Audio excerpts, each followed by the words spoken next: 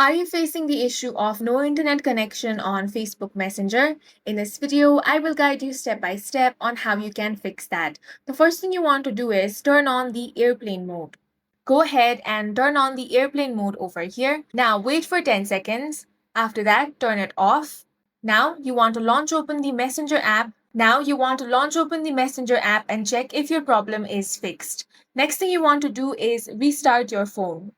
Go ahead and tap on the restart option, wait for 10 seconds, and then turn it back on. Now try Messenger again. Next thing you want to do is open up your settings. Here, scroll down a bit and tap on Apps. Now, from this list of applications, find Messenger and tap on that. Now select Mobile Data. Make sure that you toggle on the option of Allow background data usage and also Allow data usage while data saver is on.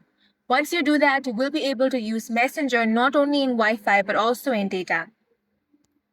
And that's it for this video. If you found it useful, make sure to hit the like button and subscribe for more videos like this.